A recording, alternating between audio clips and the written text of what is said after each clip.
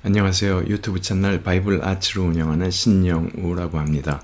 이번 시간에는 스테고지 2를 두 부분으로 나누어 후반부 스테고지 작품을 주로 보겠습니다. 레오나르도 다빈치, 라파엘로, 얀 반 에이크, 틴토레토 등의 작품을 보죠. 레오나르도 다빈치의 스테고지인데요. 보통 스테고지는 실내에서 일어나는데 여기는 실내가 아닌 부유한 집에 꽃이 만발한 정원을 배경으로, 또 멀리는 토스카나 지방의 특징인 사이프러스 나무가 줄지어 서 있는 곳을 모델로 하고 있습니다. 1점 원근법과 대기 원근법을 같이 혼합해서 사용하고 있죠.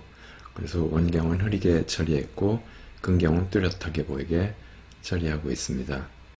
화면을 반으로 나누어 우측은 인간이 만들어 놓은 거대한 건축물 앞에, 또 화려한 책상 위에서 마리아가 성경책을 보고 있었고요. 좌측은 꽃이 만발한 정원과 울창한 나무숲에 천사가 있죠. 여기는 신이 만든 세계를 뜻합니다. 그래서 수태고지는 신이 인간을 만나 하나님의 말씀을 전하는 상황으로 볼 수 있습니다.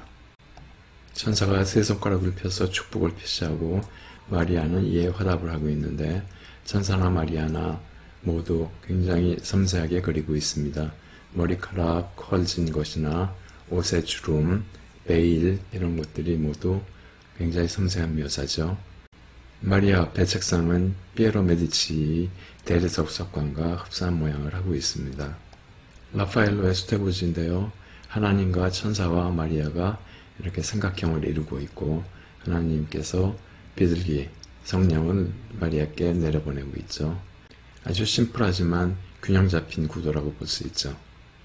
로렌초 로토의 수태고지인데요.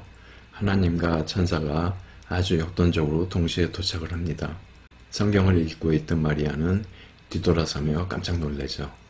그리고 사탄의 상징인 고양이도 도망을 가고 있습니다. 여기 탁자 위에 모래시계가 떨어지고 있는데, 이는 새로운 시대를 알리고 있습니다. 필리포 리피의 수태고지인데요. 필리포 리피는 아주 정교한 묘사를 하죠. 인물을 예쁘게 그리기도 하고요. 그래서 배경도 여러 가지 물건을 아주 세밀하게 그리고 있습니다. 벽감 속의 인물이라든지 코린트식 원주라든지 아주 자세히 그리고 있죠. 마리아는 그리스도의 십자가의 고통을 예견한 듯 슬픈 얼굴을 하며 천사가 건네주는 백합꽃을 받고 있죠. 얀 반 에이크의 수태고지인데요. 특이한 게 여긴 배경이 교회입니다. 교회에서 수태고지가 일어나는데, 화려한 옷을 입은 가브리엘 천사가 마리아 앞에 이렇게 나타나죠. 창문으로는 성령, 비둘기가 이렇게 날아오고요. 그 위에 이 스테인드 글래스에 하나님 모습이 있습니다. 하나님, 성령, 천사 이렇게 조합을 이루고 있죠. 이 작품 프랑드루 화가의 섬세함을 보여주고 있는데요. 옷과 원무늬, 바닥, 교회 건축 모두 아주 화려하고 섬세하게 그렸죠. 천사는 원초에 가득한 마리아여 기뻐하소서, 수태고지 처음 절이죠. 마리아는 이에 저는 주님의 종입니다 하고 두 손을 들고 있죠. 그래서 수태고지의 시작부터 끝까지 모두를 이야기하고 있는 거죠. 교회 바닥 문양인데 위에는 삼손이 다곤 신전의 기둥을 뽑는 장면, 아래는 다윗이 골리앗의 목을 베고 있습니다. 여기부터 매너리즘 작품인데요. 엘 그레코도 여러 점의 수태고지를 그리고 있습니다. 매너리즘 초반에 그린 작품이고요. 굉장히 환상적으로 그렸죠. 색깔은 원색을 좋아하니까 원색을 사용했고요. 완전히 매너리즘 원숙기에서 그린 작품인데요. 천사가 마리아에게 수태를 전하고 있고요. 성령의 비둘기는 강한 빛으로 성령을 임하고 있습니다. 재밌는 것은 하늘에 구름을 타고 천사들 오케스트라가 축하하는 음악을 연주하고 있죠. 자세히 보면 이렇습니다. 여러 가지 현악기도 있고요. 건반악기도 있고 나팔류도 있고 그렇죠. 바이블 아츠는 보고 들으며 즐기는 성경을 추구합니다. 바이블 아츠가 여러분들께 도움이 되고 앞으로도 기대가 된다면 구독, 좋아요, 알람 설정 꾹 눌러주시고 댓글도 부탁드립니다. 여러분들의 관심은 제가 더 나은 콘텐츠를 제작하는데 큰 동기부여가 됩니다. 감사합니다. 틴토레토의 스테고지인데요.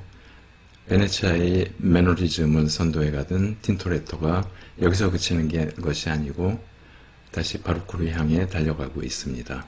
시대의 한 획을 긋는 작품이기 때문에 그래서 스테고지를 구성하고 있는 각 요소별 지금까지 많이 봐왔던 르네상스 작품들과 틴토레토의 작품을 비교해 보겠습니다. 요소별 먼저 이야기하는 게 르네상스 작품들이고요. 나중에 이야기하는 게 틴토레토의 작품이죠. 먼저 사건이 벌어지는 무대와 전체적인 배경을 비교해보죠. 보통 회랑에서 이루어졌는데 여기서는 벽도 문도 없는 기둥만 남은 폐허 상태의 집에서 사건이 이루어지죠. 마리아는 아주 우아하고 정숙하고 학식 높은 부호의 여인 모습이었었는데 여기서는 수수한 옷을 입고 가사를 돌보는 평범한 여인으로 그리고 있습니다.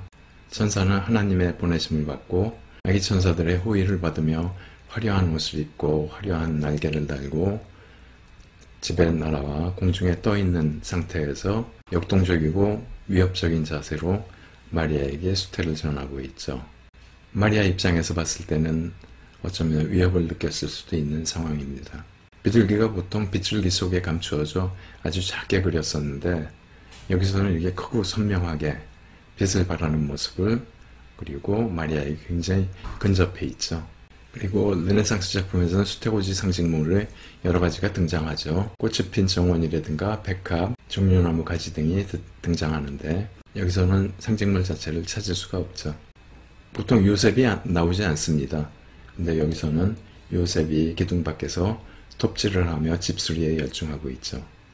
그렇지만 부족한 자재로 봐서 이 집을 수리할 수 있는 가능성은 전혀 없습니다. 마리아의 반응을 보면 보통 놀라긴 하지만은 자세를 흐트러지지 않고 가슴에 손을 모으고 순종하는 자세가 주류를 이루고 있는데 여기서는 천사의 접근에 위협을 느끼면서 거의 뒤로 쓰러질 정도로 자세를 흐트러뜨리고 있습니다. 놀라운 모습을 계속 유지하고요.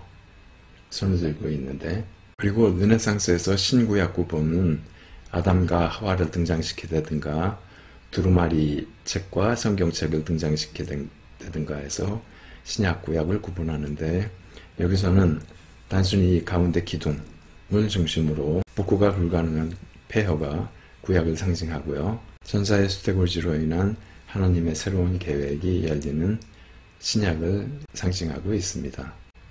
카라바조의 수태고지인데요. 틴토레토를 기점으로 천사들이 이제 날아다니기 시작하죠. 역시 날아와서 수태를 전하고 있죠. 루벤스의 수태고지 마찬가지죠. 아주 역동적으로 이 바로크의 특징을 보여주고 있죠. 천사가 날아와서 수태를 전하는데 마리아도 굉장히 신여성 같은 모습으로 그려주고 있죠. 마티아스 톰의 수태고지인데요. 마티아스 톰은 혼토로스트와 같이 항상 촛불이 나오죠. 촛불을 광원으로 해서 그 빛을 비치고 있는데요. 마리아는 놀라면서 제게요 하는 표정을 짓고 있죠. 1800년도 중반은 미술사적으로 사실주의에 해당하는 기간인데요. 이때 종교화를 부활하자 하는 운동이 일어납니다. 그래서 오스트리아의 나사렛파, 영국의 라파엘 전파, 프랑스의 나비파 이들은 종교화를 연구하고 프레스코를 다시 직접 만들기도 하고 여러 가지 관심을 갖고 활동하게 되죠. 그 중에 한 사람이 라파엘 전파의 단테 가브리엘 로세티인데요. 제목도 수태고지가 아닌 에세 안실라 도미니, 저는 주님의 종입니다 라고 하고 있죠. 수태고지의 전통도상을 완전히 깨버렸죠. 마리아가 침대 위에서 가브리엘 천사를 맞이하고 있고요. 순결을 나타내는 흰색 잠옷을 입고 있죠.